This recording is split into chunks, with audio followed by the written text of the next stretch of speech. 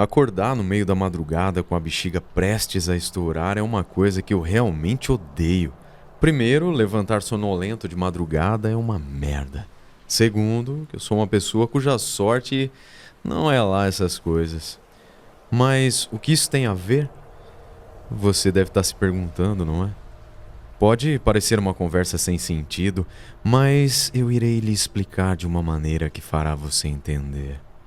Eu moro com meus irmãos em uma antiga casa que nossos avós nos deixaram de herança, algo extremamente bom, pois não tenho dinheiro nem mesmo para um cômodo minúsculo, onde o único espaço é um colchão no chão que preenche por completo. Estava desempregado e tinha acabado de sair de uma relação conturbada. Não vi problemas em dividir o espaço com meus três irmãos. Nos dávamos muito bem, coisa rara entre irmãos, e éramos todos adultos. Fiquei com a parte de fazer o almoço e o jantar. Como estava sem emprego, era a forma que eu encontrei para ajudá-los. A casa é espaçosa, com 5 quartos, uma cozinha, sala de estar e uma garagem que pode acomodar 2 carros.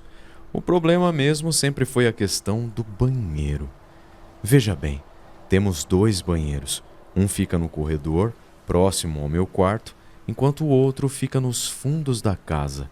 Isso significa que, se você estiver muito apertado e o primeiro banheiro estiver ocupado, você terá que dar toda a volta até os fundos, destrancar uma porta e atravessar o jardim para acessar o outro banheiro. Já era chato fazer isso pela manhã. Imagina no meio da madrugada, quando o que você mais quer é voltar e cair nos braços de Morfeu. Outra coisa que preciso lhe falar sobre a segunda instalação sanitária da casa é que ela não é nem um pouco acolhedora. Enquanto o primeiro tem azulejos na parede, um teto com forro pintado de cor branca e um chuveiro com uma boa pressão, o segundo parecia mais uma obra não acabada. Paredes para rebocar, um telhado quebrado e uma pia e chuveiro que não funcionavam. A única coisa ali que funcionava era o vaso sanitário antigo, com seu barulho desgraçado quando você dava descarga. Sério, era um barulho alto o suficiente para te tirar do modo sonolento e lhe trazer de volta à realidade. Penso que meus avós estavam planejando esse segundo banheiro, mas morreram antes da obra ficar completa. Na minha infância, meus pais sempre nos traziam, a mim e aos meus irmãos, para passar as férias nessa casa e visitar meus avós. Eu não me recordo de um segundo sanitário. Talvez fosse mesmo algo meio recente. Vovó tinha morrido primeiro e vovô não conseguiu aceitar a partida da esposa, entrando em um estado profundo de depressão. Em uma manhã, então, um dos empregados o achou sem vida quando foram acordá-lo para tomar seu remédio de pressão. Deveriam ser umas 2 da manhã quando levantei-me, apertado para usar o banheiro, e vi que meu irmão tinha chegado primeiro. Droga, eu resmunguei. Até esperei um pouco, mas o idiota estava com problemas de estômago e aquilo iria demorar mais do que deveria. Não tinha jeito. Eu fiz o caminho todo até o maldito cômodo dos fundos a fim de me aliviar. Procurei um interruptor para acender a luz, depois fechei a porta, caminhei até o vaso e fiz o que tinha ido lá fazer. Eu me lembro de ter olhado para o teto, observando as telhas com teias de aranha e buracos feitos pelas brigas de gatos dos vizinhos. Se um dia eu conseguisse um bom dinheiro, poderia mandar ajeitar tudo isso, deixar o lugar mais aconchegante pelo menos. Eu puxei a corda da descarga, ouvindo aquele som alto dos infernos, e fui em direção à saída, pretendendo lavar as mãos na torneira do jardim, pois, como eu disse antes, a pia dali não funcionava. Imagina a minha surpresa quando eu puxei a porta e ela não abriu. Eu não tinha a trancado. Nem era possível. Esqueci de dizer isso para vocês, mas a única maneira de trancá-la era pelo lado de fora. Eu cogitei a hipótese de um dos meus irmãos estar tentando me pregar uma peça. Aqueles idiotas gostavam de fazer esse tipo de coisa. Muito engraçado, né? Agora abram a porta, eu disse. tentando entrar nessa brincadeira, mas não tive resposta. Vamos, abram logo. Eu elevei o tom de voz novamente, mas nenhuma resposta. Eu comecei então a coçar a cabeça rapidamente, uma mania que eu tenho quando começo a ficar nervoso. E se não tivesse sido eles? Esse pensamento passava em minha mente, era madrugada, mas eu acho que era só um pensamento de medo mesmo. Se não fosse um deles, quem teria feito isso? Um invasor, talvez, um ladrão que entrou na casa às escondidas e me trancou aqui dentro para não ter que se preocupar, com um dos irmãos. Que droga, eu pensei. E também pensei em muitas coisas, na verdade, mas nada parecia encaixar. O pior de tudo era que não adiantaria o quanto eu berrasse. Os quartos dos meus irmãos eram bem distantes. Eles não poderiam me ouvir de lá. A solução que encontrei foi a de tentar arrombar aquela porta. Eu tomei impulso, estava prestes a colocar aquela ideia em ação, mas antes que pudesse fazê-lo, a luz piscou, deixando tudo escuro por aproximadamente 5 segundos. Meu sangue gelou. Uma pontada em minha cabeça me fez dar um gemido baixo de dor. Foi tudo muito estranho. Eu me sentei no chão, perto de alguns escombros, pedaços de parede, restos de entulho, possivelmente deixados por meus avós. Eu tenho que lembrar os meus irmãos para me darem uma mão para limpar tudo isso aqui. Eu estava sussurrando isso para mim mesmo. De repente, minha mão tocou em um pedaço de papel em meio àquela bagunça. Eu ainda estava me recuperando daquela estranha dor de cabeça de antes, que piorava pouco a pouco com a volta da luz. Logo, a ideia de arrombar a porta tinha ficado para depois. Eu estava sentado ali, naquele canto nem um pouco amigável, e o papel tomou a minha visão.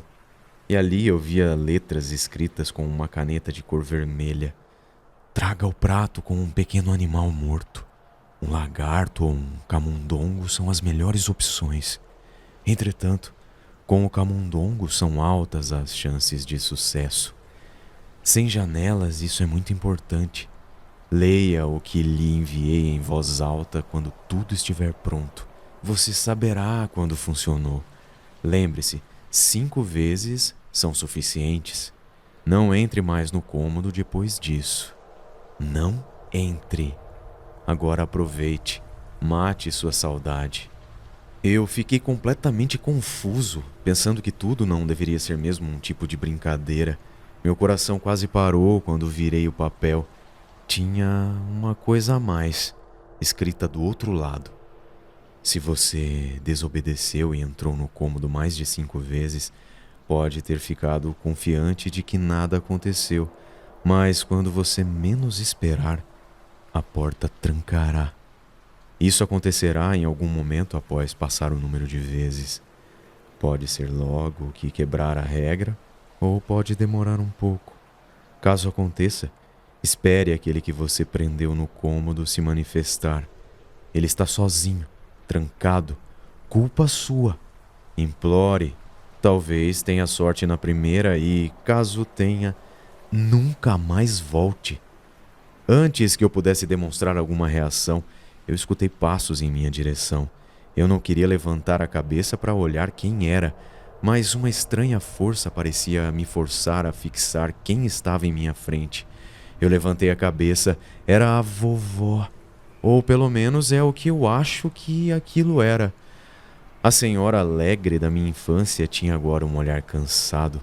Seus olhos, grandes e arregalados, pareciam afundar em seu rosto, sendo devorados pelo excesso de pele na face envelhecida. Oh, meu Deus! Eu abri a boca para falar, mas nada saía, nem um mísero som. Eu não conseguia parar de tremer. Meu corpo agia por vontade própria. Não obedecia mais meus comandos. Todas as informações demoravam para chegar até o meu cérebro. Eu não sei quanto tempo a encarei, até finalmente lembrar daquela palavra. Implorar. Eu consegui falar. Na verdade, eu implorei.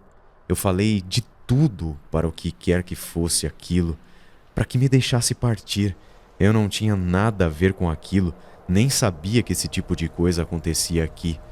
A entidade sorriu largamente, como se estivesse se alimentando do meu sofrimento, do meu medo. Não, aquilo definitivamente não era a vovó. Não poderia ser. Era algo que usava sua pele com o objetivo de enganar. O rosto distorcido e seu sorriso macabro foram as últimas coisas que eu vi quando a luz apagou de vez. Já era de manhã.